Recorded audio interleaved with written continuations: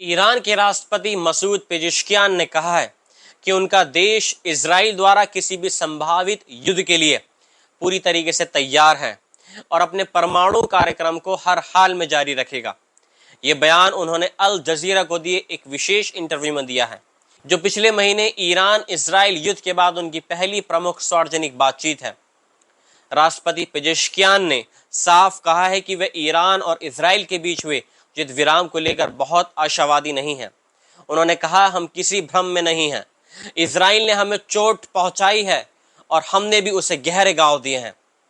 हालांकि इजराइल अपने नुकसान को छिपा रहा है, लेकिन हमारे जवाबी हमलों से वो पूरी तरीके से प्रभावित हुआ है। इजराइल को बहुत ज्यादा नुकसान हुआ है अंदर तक। ईरान के राष्ट्रपति ने कहा है कि देश की सशस्त्र सेनाएं पूरी तरीके से सतर्क है और अगर इजराइल फिर से हमला करता है तो ईरान दोबारा इजराइल के भीतर जाकर पहले की तरह और ज्यादा गहराई में हमले करेगा।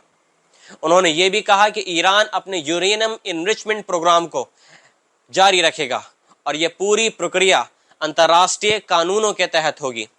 पेजेश्कियान ने कहा, हम परमाणु हथियारों के खिलाफ हैं। ये हमारे धार्मिक और रणनीतिक सिद्धांतों के खिलाफ है, लेकिन हम अपने साइंटिफिक राइट्स से बिल्कुल भी पीछे नहीं हटेंगे। उन्होंने कहा, ये जो भी इनरिचमेंट प्रोग्राम है वो पब्लिक की सेफ्टी के लिए है, पब्लिक की वेलफेयर के लिए है। जो हम कर रहे हैं, हम अपने काम से बिल्कुल भी पीछे नहीं हटेंगे। ये हमारा वैज्ञानिक अधिकार है। ईरान के परमाणु वैज्ञानिकों और सैन्य अधिकारियों पर इजराइल द्वारा किए गए हमलों पर उन्होंने कहा, वह हमारे नेतृत्व व्यवस्था को खत्म करना चाहते थे, लेकिन इसमें वो पूरी तरीके से नाकामयाब रहे हैं। गौरतलब है कि 12 दिन चले इस युद्ध में ईरान में 900 से ज्यादा लोगों की जान चली गई थी, जिनमें बड़ी संख्या में आम नागरिक मारे गए थे। वहीं इजराइल में कम से कम 28 लोग मारे गए थे, जैसा इजराइल दावा कर रहा था। युद्ध विराम 24 जून को लागू हुआ था, लेकिन दोनों देशों के बीच तनाव अभी भी बना हुआ है।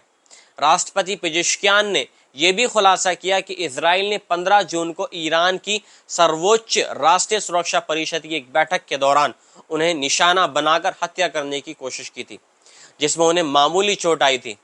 उन्होंने ये भी स्पष्ट किया कि जब ईरान ने अमेरिकी हमलों के जवाब में कतर स्थित अल उबैदा एयरबेस पर मिसाइलें दागी थी, तब उनका उद्देश्य कतर को नुकसान पहुंचाना नहीं था और ना ही अमेरिका को नुकसान पहुंचाना था।